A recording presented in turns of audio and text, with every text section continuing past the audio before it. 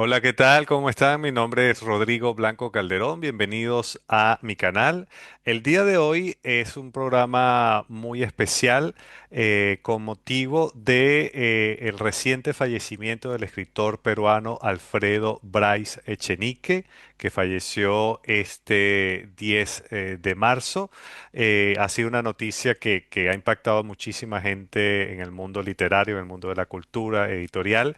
Y bueno, yo he querido invitar para el programa de hoy a dos grandes amigos que a la vez son dos grandes lectores y escritores que además son también grandes conocedores de la obra de Alfredo Bryce Echenique, que creo que es una pasión lectora que aquí los tres compartimos. Se trata de Luis Islas, que se está conectando desde Lima, Perú, y Juan Carlos Méndez Guedes, que se está conectando desde Madrid. Los he convocado aquí para, en medio de la tristeza que produce esta muerte, celebrar también con enorme ternura y alegría a quien es uno de los grandes escritores del idioma español de las últimas décadas. ¿Cómo están, Luis y Juan Carlos? Gracias por conectarse para compartir este rato de conversación. Muy bien, muy contento de que esta situación, bueno, de duelo, sin embargo, pues genere el reencuentro de tres amigos y tres lectores de Brais Echenique. Así como le habría gustado, creo yo, a Alfredo, ¿no? Que la gente también celebre lo que escribió. Sí, igual, me da mucha alegría poder encontrarme con ustedes, al menos así de modo virtual, como dice Rodrigo, en esta mezcla de tristeza y celebración de la obra de Bryce, porque creo que la obra de Bryce es eso, ¿no? Una mezcla también de tristeza y alegría, pero seguramente vamos a hablar de eso más adelante. Sí, es exactamente así. Y yo quería comenzar por una pregunta básica, ¿no?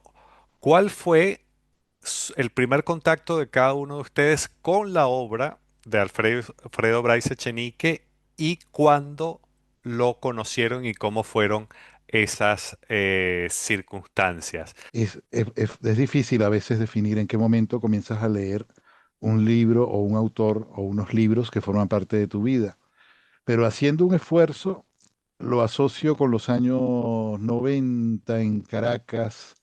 Ah, me recuerdo en una presentación de Medianoche en Video, un quinto, de José Balsa, hablando con varias personas de la obra de Bryce, que la estábamos como descubriendo, celebrando.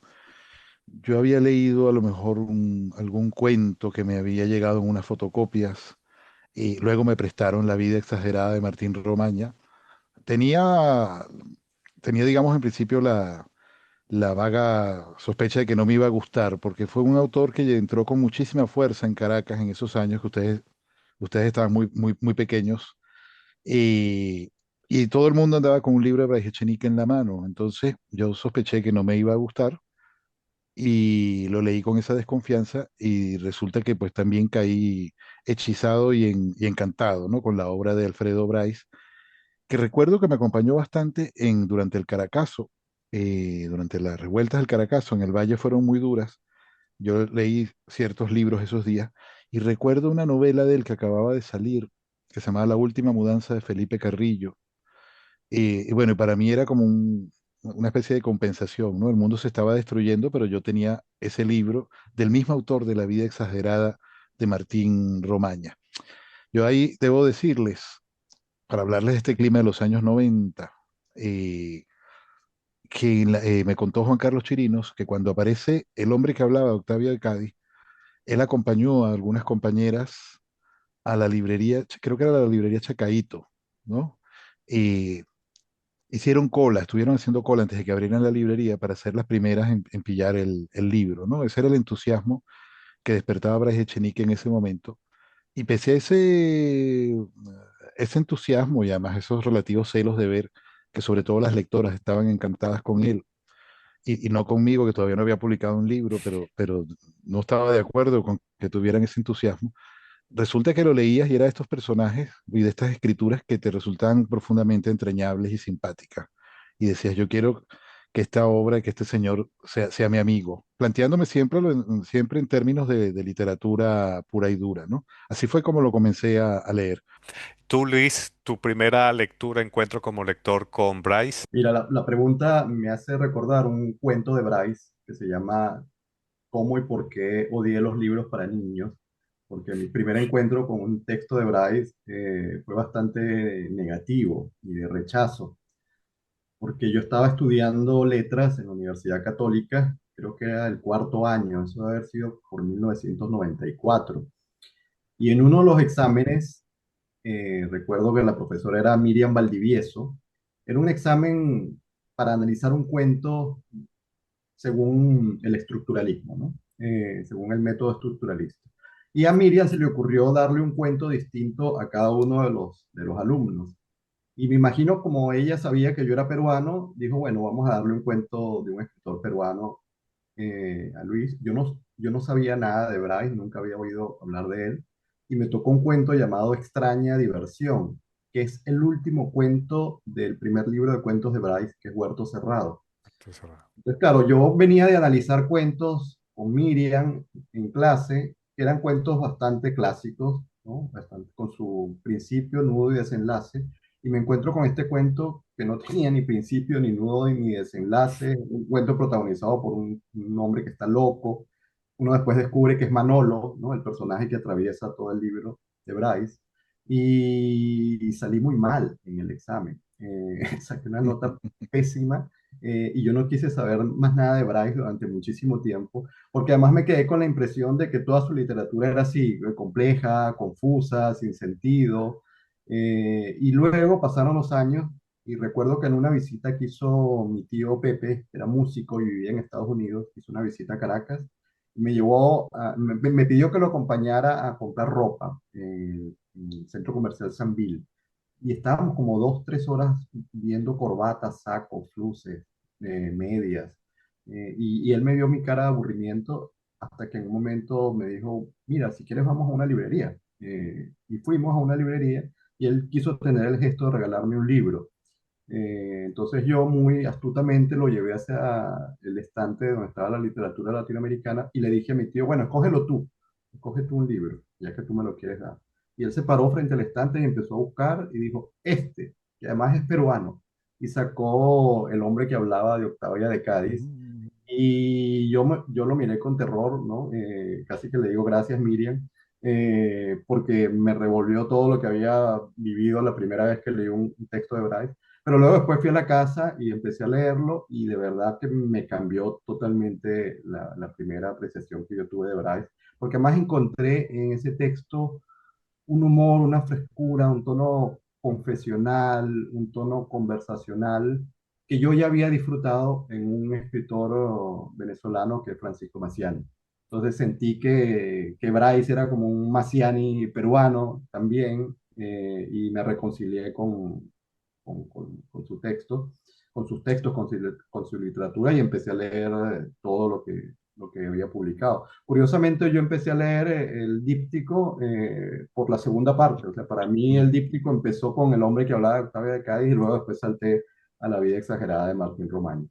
Fíjate qué interesante, porque en mi caso, yo lo que recuerdo es que en mi casa había una antología del cuento latinoamericano con una portada como tornasolada, no recuerdo bien la editorial, y allí yo leí el cuento con Jimmy en Paracas Mm, de Bryce, y si no estoy equivocado, en esa misma antología estaba compilado un regalo para Julia de Maciani, entre así es. otros autores latinoamericanos. Eso fue lo primero que yo leí, pero sin reparar mucho en el autor. Pero yo me acuerdo en el año 1994, un día mi madre andaba toda agitada porque ese día iba a ver a un grandísimo escritor que venía Mm, a Caracas, ¿no? Y ella regresó y andaba contentísima y tenía un ejemplar del hombre que hablaba de Octavia de Cádiz autografiado por Brahe Echenique. Y para mí eso era una cosa absurda, ¿no? Estar tan emocionada por un escritor. O sea, yo en esa época andaba descubriendo la música, no lo entendía muy bien. Y 2 o 3 años después, creo que fue en el 97, 98, empecé a leer La vida exagerada de Martín Romaña. Y luego leí El hombre que hablaba de Octavia de Cádiz, eso a los 15, 16 años. entendiendo en realidad una parte, no la totalidad de todo lo que había allí, pero yo estaba muerto de la risa. Y para mí fue como un choque ver que la literatura seria que leía mi madre era ese tipo de literatura tan vital y tan divertida. Y de hecho, siempre lo he dicho, yo creo que yo empecé a estudiar letras porque yo quería parecerme a uno de esos personajes de las novelas de Bryce, ¿no? Pero insisto, jamás pude conocerlo. El año pasado, al fin fui a Lima, a la Feria del Libro, y por una cuestión de días no llegué a ver a Alfredo Bryce, pero entiendo y sé que ustedes sí. No sé si volteamos un poco el turno, si Luis, tú quieres contar cómo fue que finalmente conociste a Bryce, cómo fue ese encuentro, y después nos cuenta Juan Carlos. A ver, fueron tres encuentros. El primero, el primer año que yo llegué aquí a Lima, en el 2017, eh, en la Feria del Libro de Lima, había una presentación con Bryce y bueno, imagínense, fui tempranito y el auditorio estaba abarrotado de gente, se quedó mucha gente afuera, porque aquí a Bryce lo quieren muchísimo, lo adoran, lo celebran. Y esa fue la primera vez que yo lo vi en calidad de público, digamos, ¿no? Y estaba como muy emocionado, tomaba fotos. Y luego pasaron los años y en el año 2020 dos, claro, recibo un mail de mi querido Juan Carlos Méndez Guedes, que me decía y me invitaba para participar en el Festival Benengeli y me asignó nada más y nada menos que la inmensa tarea de entrevistar a Bryce aquí en Lima y se cuadró esa entrevista para la sede del Instituto Cervantes aquí en Lima. Y bueno, contactaron a Germán Coronado, el editor de Peisa, el gran editor de Bryce aquí en el Perú, gran amigo además de Bryce. Y Germán se puso en contacto conmigo y me dijo ese día que había que hacer la entrevista, que nos reuniéramos en un café-restaurante de San Isidro, aquí en Lima. Y yo estaba tan nervioso, y yo cuando estoy muy nervioso, o llego muy tarde o llego muy temprano a los lugares, y en ese caso llegué muy temprano. Y ya cuando llegué ya me vieron feo porque ¿qué hace este hombre aquí una hora y media antes de la reunión? Porque íbamos a reunirnos allí en el bar-restaurante y de allí nos íbamos al Instituto Cervantes, ¿no? O a la sede del Instituto Cervantes. Y llegué y bueno, nos sentamos, nos presentamos y Bryce estaba comiéndose un bistec con arroz y papas fritas. Estaba muy callado e iba tomándose un gin tonic, ¿no? Y durante la hora previa que estuvimos allí antes de la entrevista, lo vi tomándose 5 gin tonic.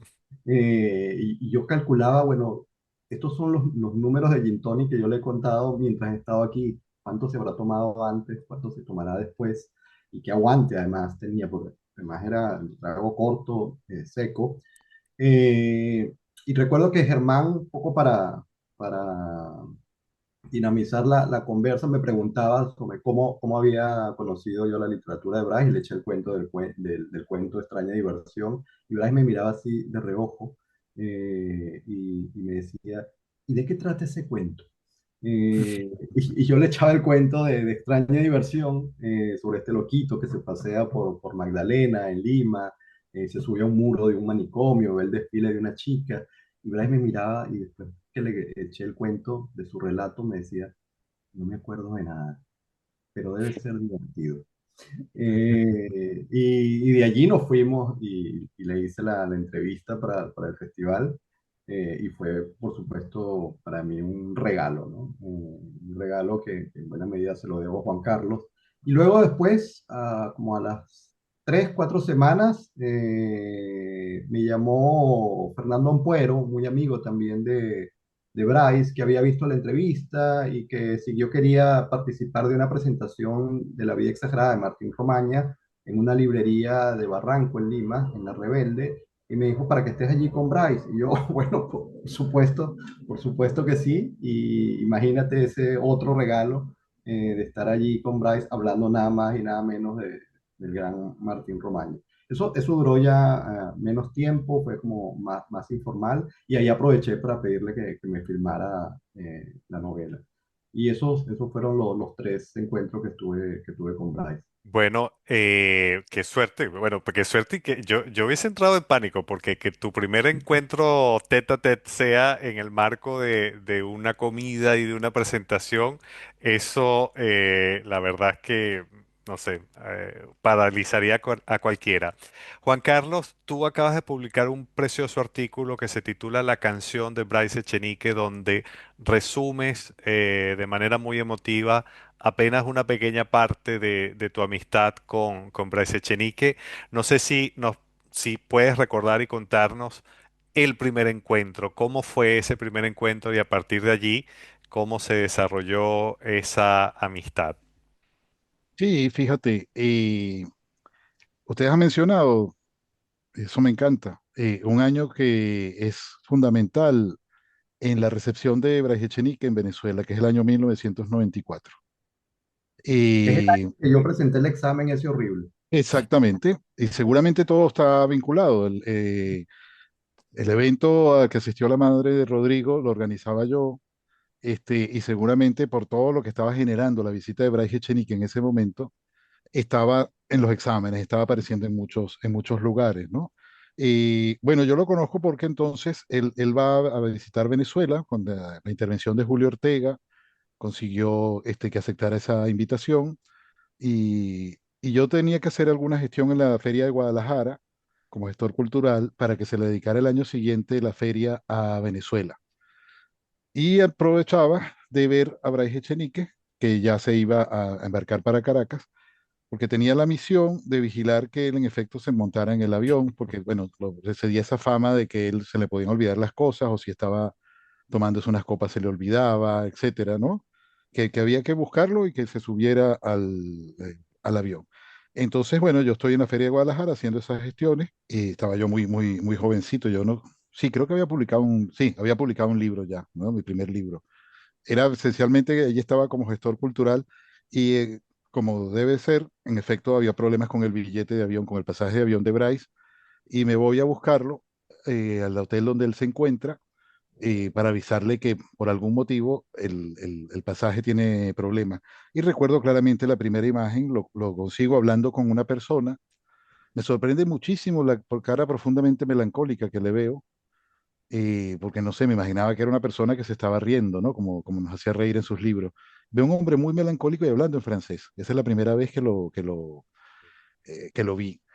Entonces, estoy yo con el lío del billete de avión y en un momento dado me acerco a él, me presento, lo saludo y le digo, mire, hay un problema con su pasaje, lo estoy resolviendo, por favor, esté tranquilo, todo se va a arreglar.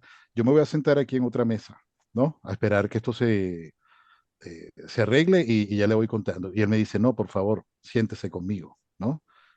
Siéntate conmigo y nos tomamos un trago.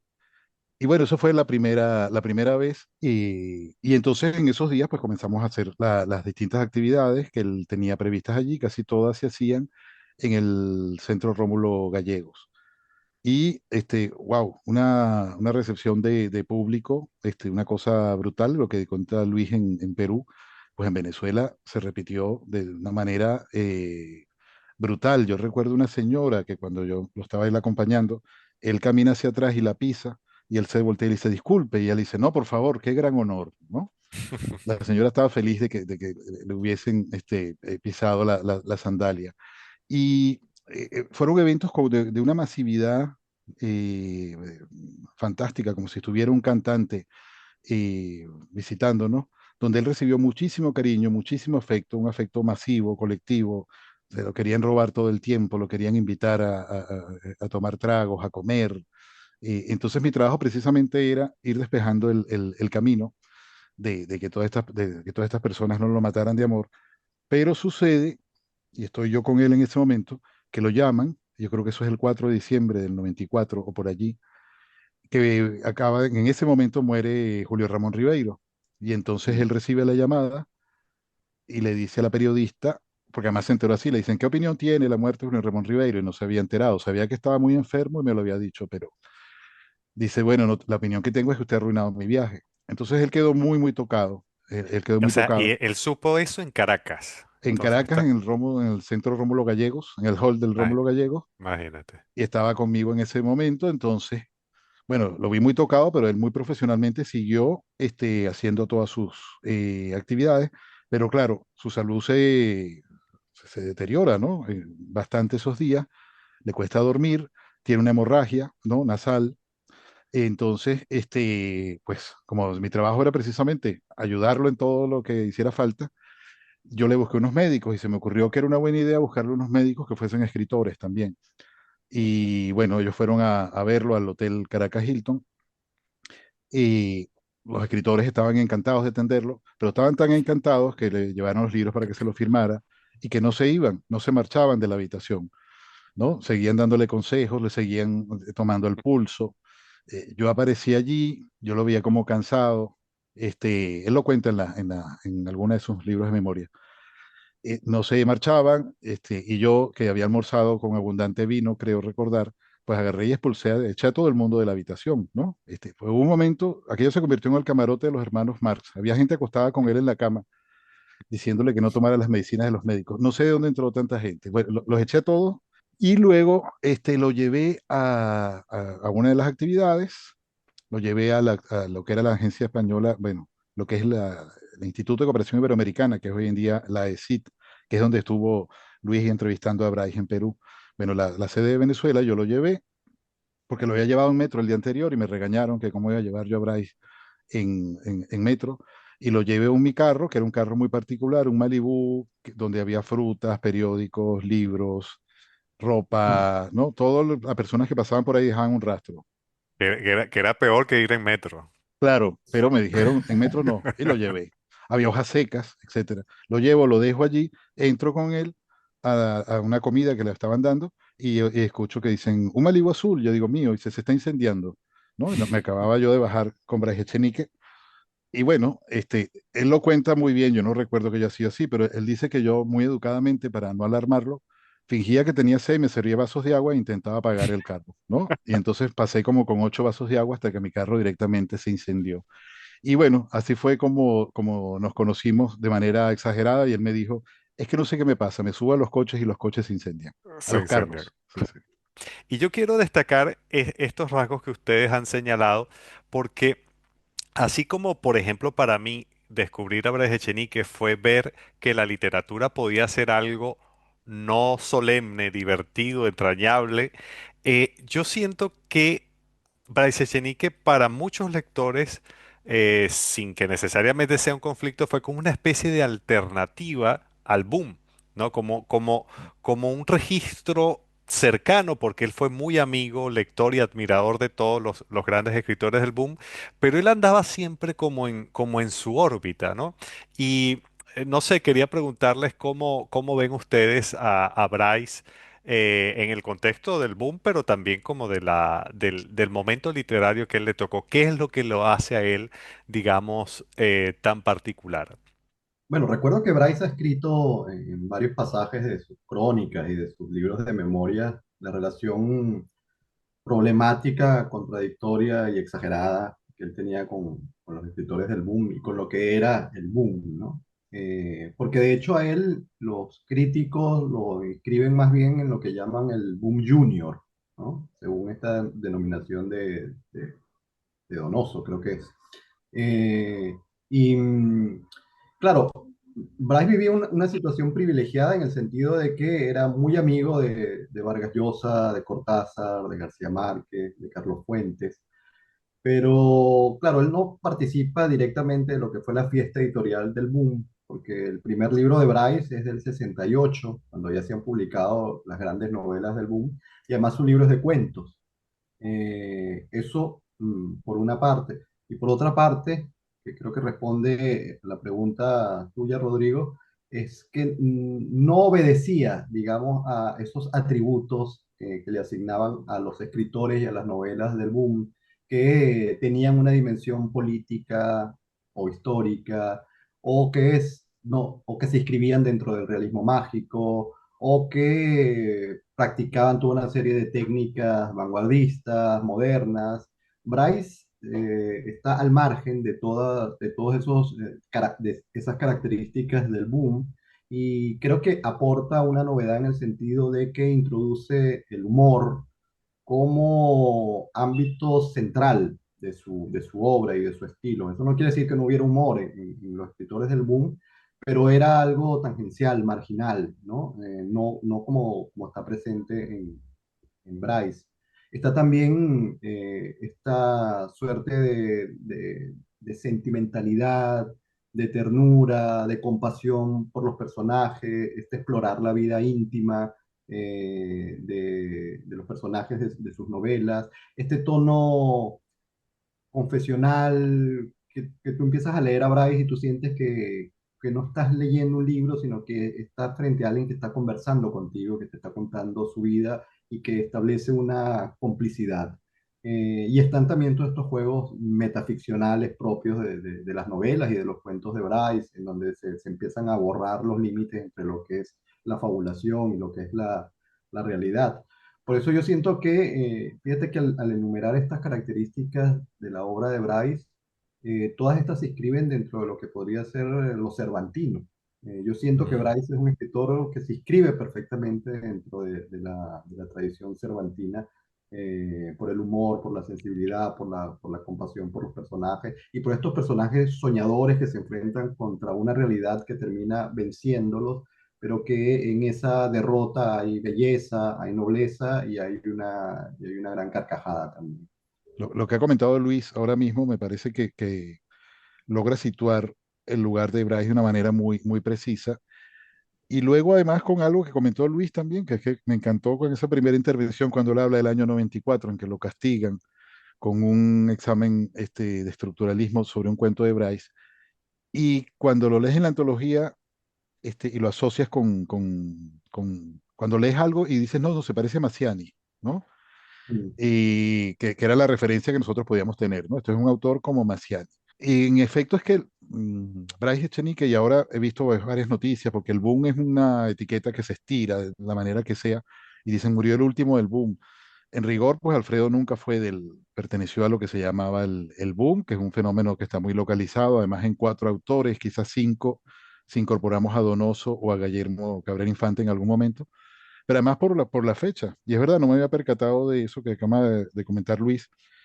Sí, él coincide sus primeros libros con el boom, pero es que es un libro de cuentos, eso es lo primero, ¿no? Y luego mm, su primera novela, Un Mundo para Julius, tiene unos tonos tan diferentes a lo que estaba intentando el boom. Entonces este boom junior o este post-boom, que fue un soplo de aire fresco en lo que se estaba haciendo en la narrativa latinoamericana y que fue también muy brillante, y al que Bryce pertenece por entero, tenía unos tonos muy diferentes, unos tonos muy alejados de lo épico, muy alejados de la búsqueda de la identidad profunda, mm, muy alejados de esa cierta solemnidad. Ojo, que es maravilloso también, es que me encanta pues también leer un libro como Cien años de soledad, pero Un mundo para Julius es la vida de un niño, es la vida de un niño que vive en una casa muy rica, ¿no? Donde se están escenificando una cierta transición también de lo que son las clases pudientes peruanas, pero tú lo lees simplemente como que es un libro delicioso y tierno de un niño. Lo mismo La vida exagerada de Martín Romaña es un libro que tiene una profunda ironía sobre lo político, que quizás no era propia de los autores del boom, que parecían convencidos de sus ideas, ¿no? Siendo mm, todos excelentes escritores, pero el tono era eh, muy diferente. Y cuando empiezas a juntar fechas, te das cuenta de cuáles son las tres novelas que surgen en el momento en que el boom como tal está feneciendo y que plantean otro tono. Y son las novelas Piedra de Mar, La traición de Rita Hayworth y Un mundo para Julius, ¿no? Esos tres mm, libros. Yo creo que a Massiani no se le ha dado todavía a nivel continental y a nivel general ese espacio, pero Piedra de Mar y estas otras dos novelas contienen un mismo espíritu, que son personajes un poco alocados o personajes un poco periféricos, este, que trabajan sin pudor los tonos menores los tonos menores de la canción popular, del folletín. Y eso es algo que no podemos ver en el boom, porque fíjense una cosa, el boom sí era bastante serio. Luego miramos a los autores y decimos, no, pero Vargas Llosa tiene novelas de humor muy buenas, además, Pantaleón y las visitadoras y La tía Julia y el escribidor. Pero yo creo que esas novelas no habrían sido posibles sin Manuel Puig, por ejemplo, ¿no? En algún ensayo que ya he olvidado, yo veía las conexiones, veía las fechas y decía, Vargas Llosa, que nunca se sintió cómodo con la obra de Manuel Puig, sin embargo, hay un momento dado que se va justamente a los dramones de la radio, ¿no? Es decir, yo siento que hay una influencia mutua en que estos autores más jóvenes que ellos, que los cuatro del boom, este, comenzaron también a echar el ojo hacia otros espacios, ¿no? Pero es Bryce Echenique el que escenifica, digamos, y que le da como papel protagónico a una literatura, insisto en algo que asomó Rodrigo, que para mí fue fundamental como lector. Yo empecé a leerlo y decía, ah, pero también se pueden contar estas cosas. Se puede hablar de un desamor, de un despecho, de una borrachera, de un amigo al que quieres mucho.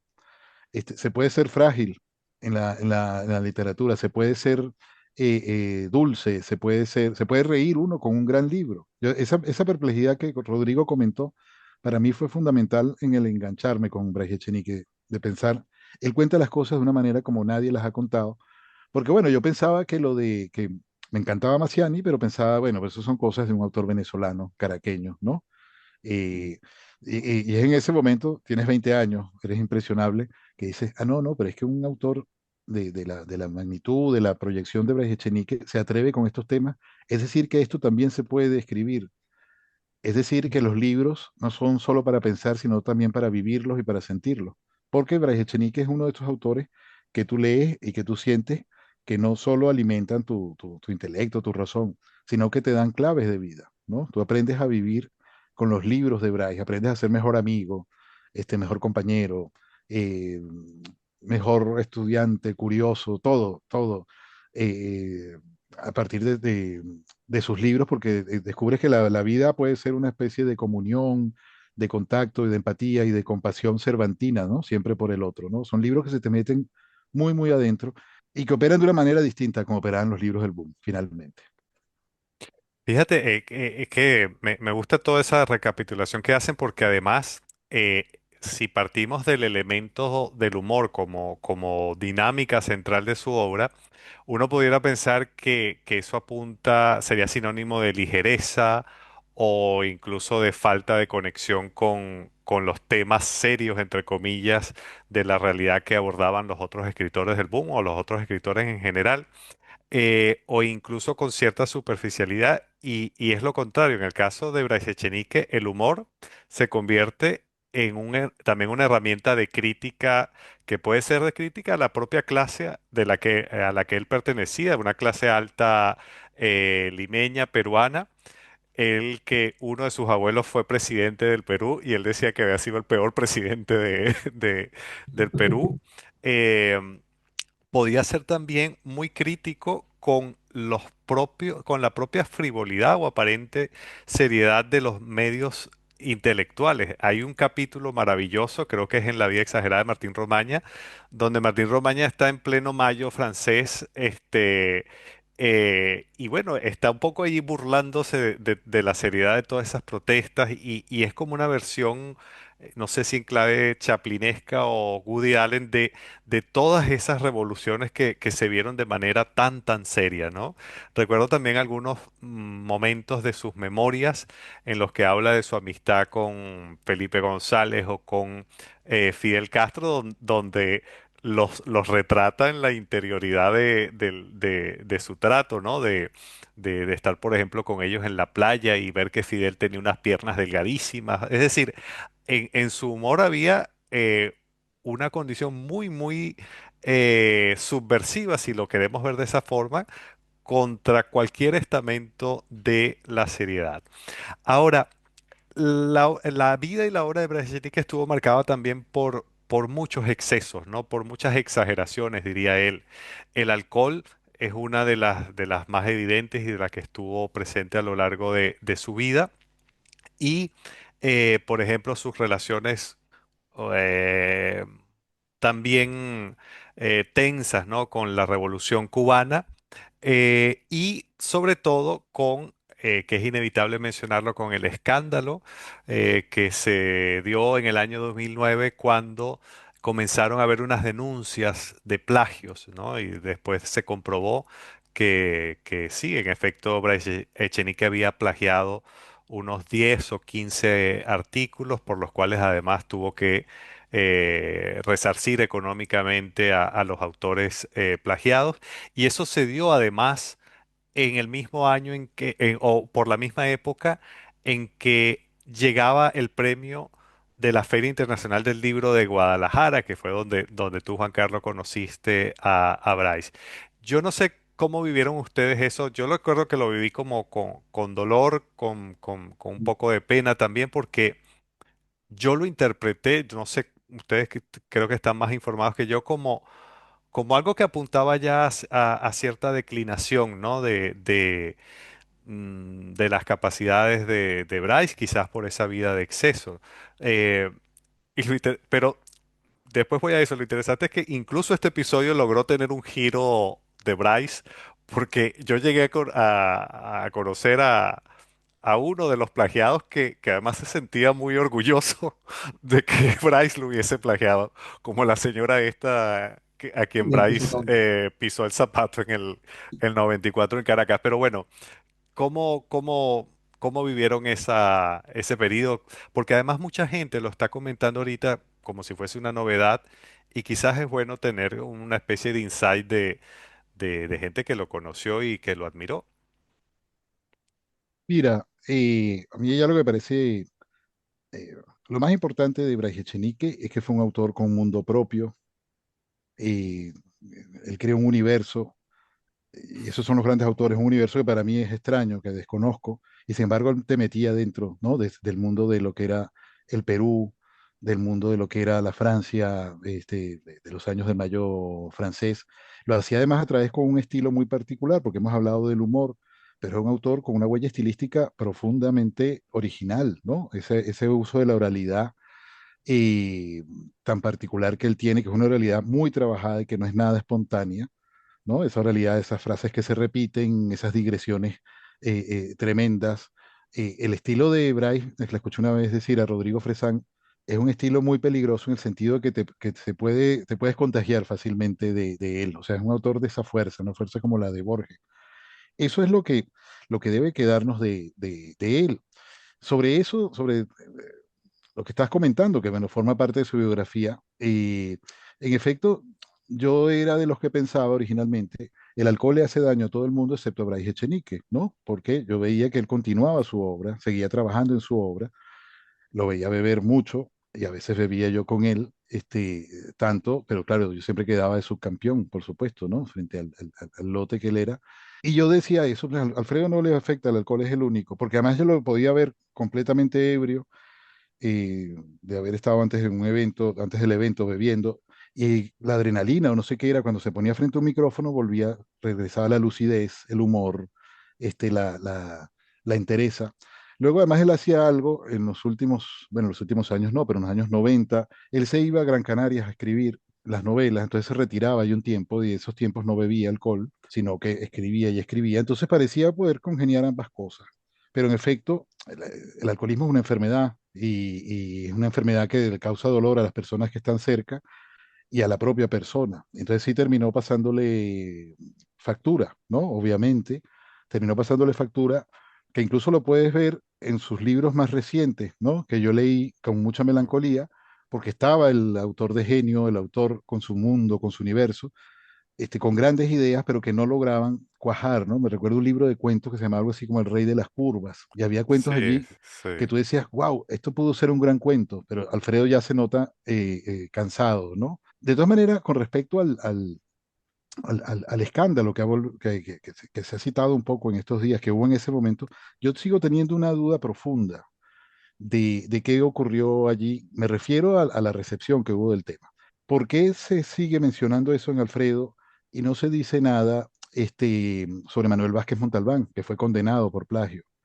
¿Por qué nunca se menciona cuando se habla de la obra de Arturo Pérez Reverte, que también fue condenado? ¿Por qué otros autores, como Quim Monzó, el autor catalán, del cual también se mencionó este tema, eso no aparece siempre como un elemento fundamental a la hora de valorar su obra, que es lo que me parece más justo? Pues si el autor tiene una gran obra y ha tenido este percance, pues céntrate en la obra, ¿no? No te vas a detener siempre a decir, "Es que Montalbán, que fue condenado por plagiar una traducción de una obra de Shakespeare", ¿no? Quizá porque era mi amigo. Yo veo que ahí hubo como algo injusto, o una especie de saña y de crueldad específica contra él que no ha habido contra otros autores. El plagio es un delito, el plagio pues se castiga, fue el caso, ¿no? Se condena, se castiga, la persona pues debe compensar a quienes ha dañado con eso, pero no entiendo si es que el tema del premio en México avivó, digamos, lo que había ocurrido en el sentido de que, y estos son hipótesis, yo no sé si en México tenían pensado, tenían vistiado, como decimos en Venezuela, algunos otros candidatos y hubo un cierto resentimiento especial porque le dieran el premio y se sacó este tema eh, de los plagios que él había perpetrado y hubo esa especie de linchamiento absoluto y de cancelación de este autor que no lo ha habido con otros, cuando en realidad, por ejemplo, Elenia Poniatowska, que gana el premio Cervantes, falsificó una entrevista a Borges, ¿no? Una entrevista que ella había hecho, y cuando la reeditan, ella le agrega una parte de esa entrevista donde ella supuestamente está leyendo, le lee a Borges dos poemas. Uno es un poema que no se había, que Borges todavía no había escrito cuando yo la entrevista, ¿no? Y otro es un poema que no es de Borges, que es un poema horroroso que anda circulando por allí hace muchos años, ¿no? Bueno, allí hubo también, en fin, hay una periodista que nos ha falsificado una información, pero eso es solo una pequeña nota a pie de página dentro de lo que es una obra que para muchos pues significó que pudiera recibir luego el premio Cervantes. Alfredo no tuvo esa oportunidad. A Alfredo se le canceló a partir de ese momento y siempre, cuando estás hablando bien de él, hay alguien que pone la nota de Sí. pie de página, ¿no? Entonces, eso me llama la atención. Quizás tenga que verla que si no me equivoco, de todos esos casos que estás mencionando, creo que el más reciente es el propio de Alfredo, que coincide con una época de redes sociales, de, de lo que llaman ese señalamiento virtual como mecanismo de acoso y de persecución de cualquier cosa que suceda. Y como nota al pie, entrando ya en los espacios del chisme literario, me acuerdo que en esa época causó como mucho ruido que Bryce Echenique no fuese a la Feria del Libro de Guadalajara a recibir el premio, sino que se lo entregaran en privado. Y alguien me comentaba, alguien cercano a la feria, como que el premio a Bryce Echenique se terminó convirtiendo en una de estas batallas entre popes o clanes de, de México, que en México los escritores tienen muchísimo poder y allá se mueven muchas más cosas, ¿no? Entonces, que Bryce terminó un poco siendo como el trofeo o el escritor de disputa entre dos personas muy, muy influyentes que terminaron enfrentadas por ese premio, pero no tengo la menor idea de si esto sea cierto o no. Luis, ¿qué nos puedes comentar? Sí, estaba pensando justamente en esto que señalas de la Feria del Libro de Guadalajara, porque yo fui a esa feria justo el año en el que Mm, premian a Bryce y que Bryce no va. Y yo creo que fue una decisión acertada porque iban a hacer un cargamontón con Bryce allá. De hecho, yo estuve presente en varias mesas, en varios foros de escritores mexicanos cuyo tema ni siquiera era Bryce y lo volvieron fruta, lo volvieron leña. Y yo estaba muy dolido y muy molesto y no sabía qué hacer con esas emociones. Todo, por supuesto, a raíz del episodio del plagio. Y con los años me he quedado pensando y tengo como dos explicaciones, ¿no? Una explicación que es literaria y otra explicación que es ya más personal. La explicación literaria es que Octavia de Cádiz decía de Martín Romaña que él era un artista artístico. Es decir, que vivía al igual que sus personajes.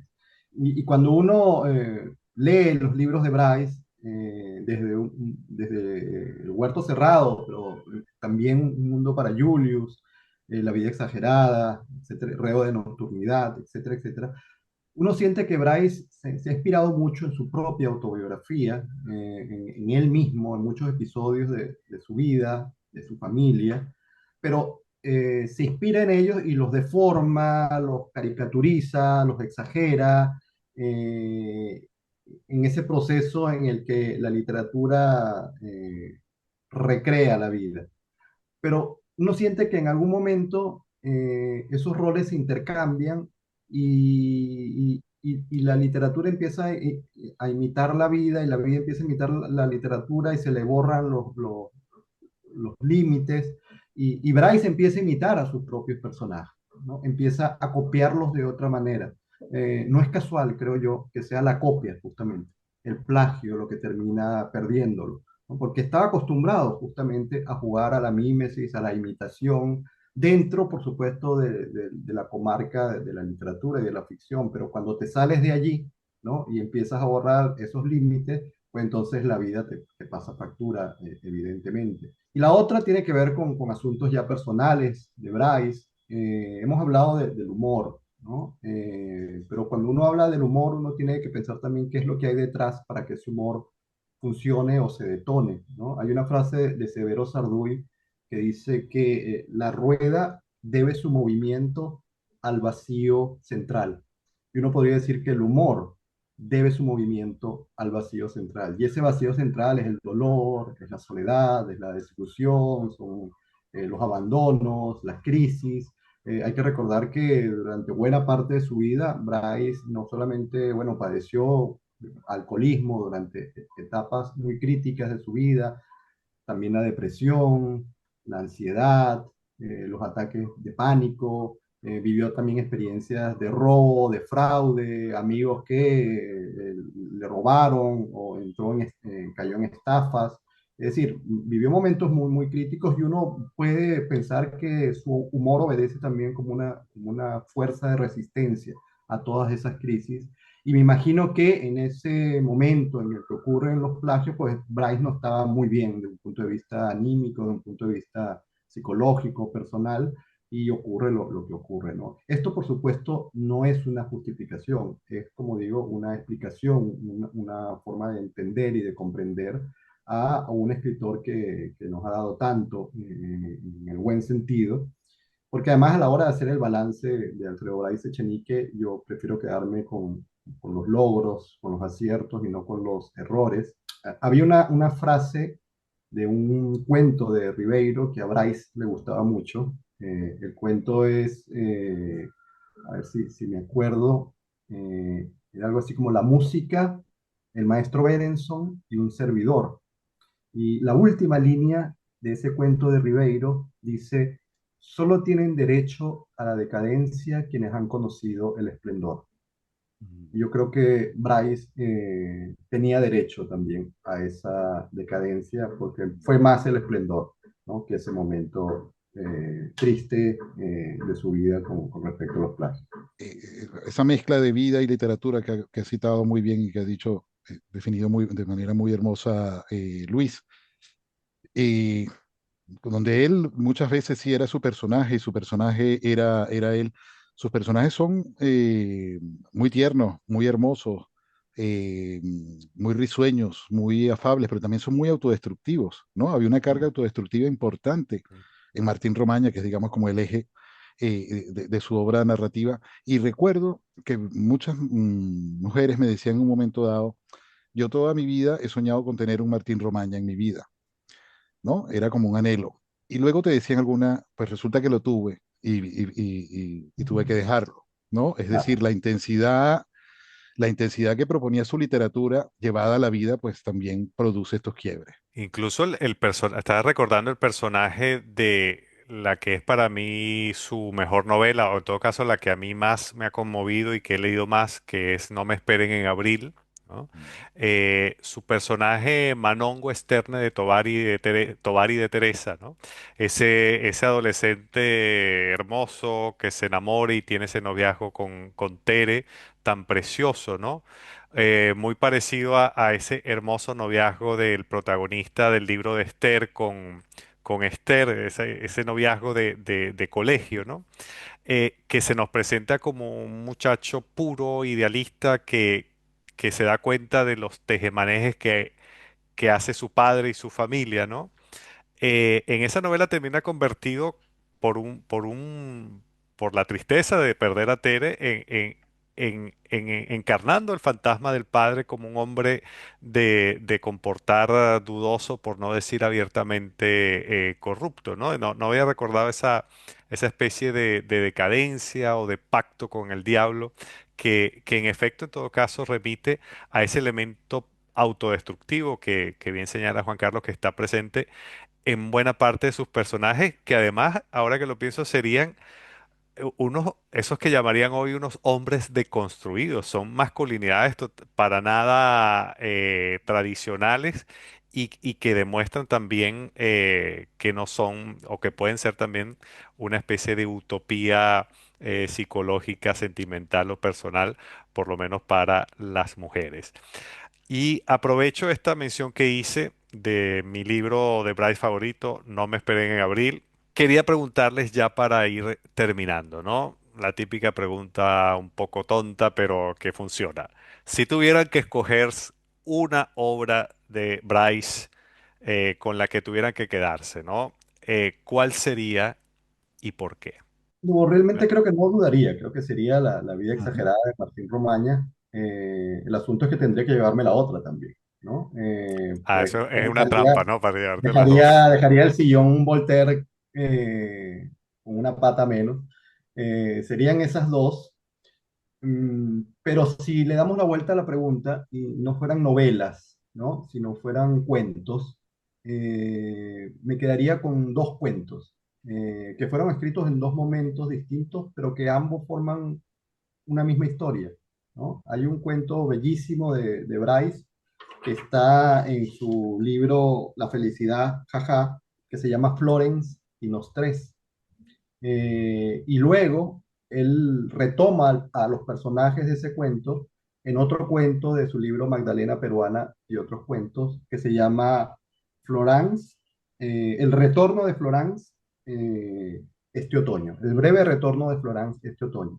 Y yo creo que esos dos cuentos son como la quintesencia de la literatura de Bryce, porque en el primer cuento él construye un personaje que es el profesor peruano en ese París frío, trabajando en un colegio destartalado, en donde lo humillan, donde lo explotan.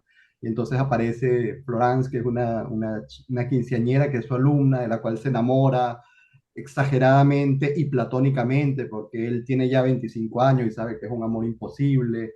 Y esta chica además se comporta como si fuera una princesa. Y al final no termina ocurriendo nada entre ellos, sino simplemente ese amor idílico, platónico, y él se va del colegio. Y en el segundo cuento, él se imagina que ya no es un profesor peruano, sino es un escritor peruano que en algún momento escribió ese cuento como una botella lanzada al mar para que la verdadera Florence cuando lo leyera se reconociera. Entonces se imagina en el segundo cuento que Florence sí leyó el cuento y lo cita y lo llama por teléfono. Le dice, sí, mira, vamos a reunirnos. Y ya Florence en ese segundo cuento no tiene 15 años, sino tiene 25 años y cuando él llega, ella le presenta a su esposo, que es un francés, Pierre, y bueno, hay toda una situación ahí muy exagerada, el personaje es muy tembleque, muy nervioso, se ponen a beber, se abrazan y luego pues él se va y no pasa nada tampoco entre ellos. Yo creo que allí está como sintetizado todo ese espíritu de la fragilidad, de la vulnerabilidad, de la sentimentalidad exagerada y de la ternura y de la soledad de los personajes de Bryce, ¿no? Yo creo que cualquiera que quiera empezar a leer los cuentos de Bryce, empezar por esos dos, ya es un deleite y una grata iniciación. Y mira, en una época había una gran discusión entre los lectores de Bryce. Eran los que preferían Un Mundo para Julius y los que preferían La vida exagerada de Martín Romaña. Y eso era como una prueba de Roger, ¿no? Tú decías, tú estás aferrado a la infancia y tú estás conectado con la juventud. A mí me ha encantado que mencionaras que tu libro preferido es No me esperen en abril, porque es el libro que está por publicar en el momento en que yo lo conozco, ¿no? Me dijo, "Ah, va a salir una novela mía llamada No me esperen en abril", que se presentó al Rómulo Gallegos, pero creo que incumplió alguna de las pautas que pedían, ¿no? No sé si es que llegaron las pruebas, la editorial no alcanzó a enviar el libro, sino que envió las pruebas, y por eso, pues, la Echenique tampoco gana el Rómulo Gallegos, que debió ganarlo con La vida exagerada, supongo Mm. yo.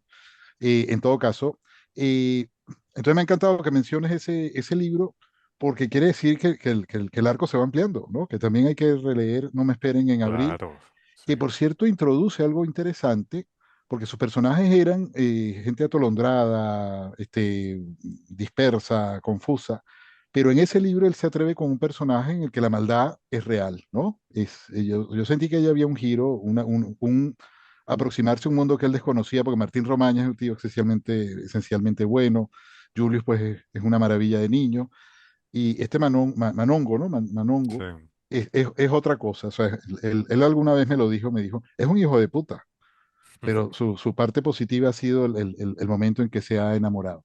Había esa discusión entre esas dos novelas. Yo finalmente llegué a una conclusión en su momento que la he escrito en redes muchas veces y digo, para reconocer las personas buenas hay tres rasgos.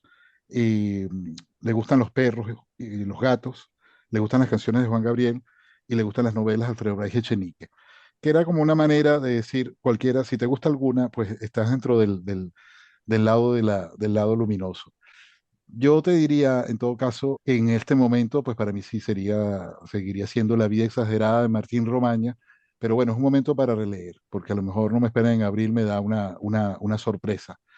Y en cuanto a los cuentos, y hoy lo hablaba con Miguel Gómez, que me dice, él fue Brais Echenique fue un cuentista excelente, no se le ha reconocido quizás lo Sí. muy importantes que eran sus cuentos, que además, y no fue casualidad que Luis se enredara con aquella historia, sus cuentos tienen una complejidad estructural un poco mayor que la que tienen las novelas. Él tiene un cuento llamado El Aguapatos, del que se han hecho libros enteros de un análisis narratológico, que creo que fue un libro que hizo Alvalía Barrios, un libro entero solo de ese cuento, que es un cuento bien complicado. Pero de sus cuentos, hay uno que creo que se llama Antes de la cita con los Linares, que es un Mm. hombre que es muy, muy nervioso y entonces llega, tiene una cita con los Linares y él comienza a ir el día antes al sitio donde se va a ver con las personas, se va cambiando de mesa para ver dónde los puede ver, dónde no hay ninguna posibilidad de que se le pierdan. Es un cuento muy divertido que recordé cuando Luis fue a ver y llegó hora y media antes de que se le convocara, pues pensé, esto es antes de la cita con los Linares.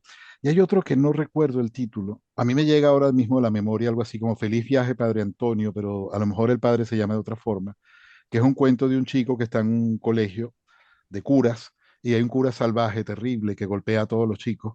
Y un día, pero que se lleva muy bien con él, y un día él comete algún disparate, hace algo malo el personaje, y el padre está a punto de atacarlo y se contiene. Y él nunca se entera de por qué, solo a él lo respetó de alguna forma y termina de una manera muy melancólica y se despide de él, ¿no? Feliz viaje, padre, algo.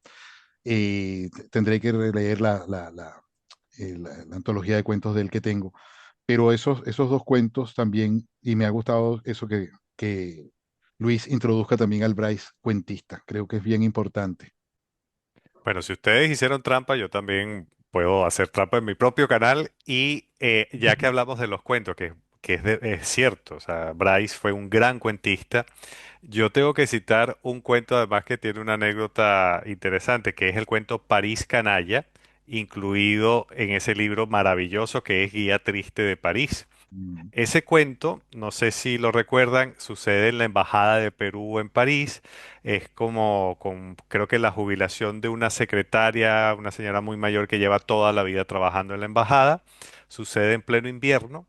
Ella sale de la embajada y ve que su coche, su carro está cubierto de nieve, está cayendo mucha nieve. Y todo el cuento transcurre con esta señora limpiando la nieve del coche, del carro, ¿no?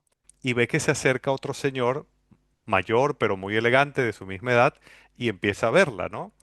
Y la mujer que ha sido toda su vida una solterona, se empieza a aplicar cada vez más limpiando el coche porque bueno, siente que el hombre la está viendo, ¿no?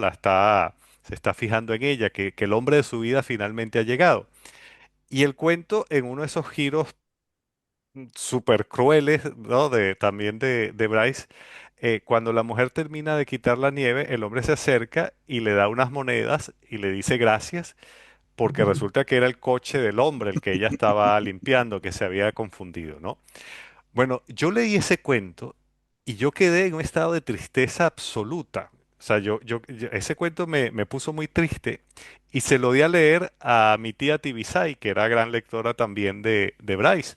Le doy el cuento, el libro, y ella se va a otra habitación y al rato empiezo a escuchar las carcajadas, pero carcajadas llorando de la risa con el mismo cuento.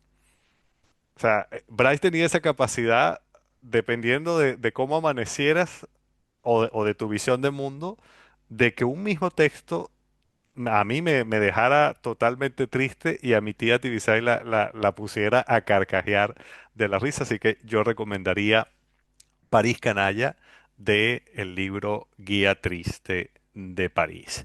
Bueno, no me queda sino darles las gracias, Luis y Juan Carlos, por su tiempo, por haber compartido nada, sus recuerdos, sus lecturas, en este muy discreto homenaje a el gran Alfredo Bryce Echenique. Así que me imagino que tendremos tarea también para releerlo a partir de ahora.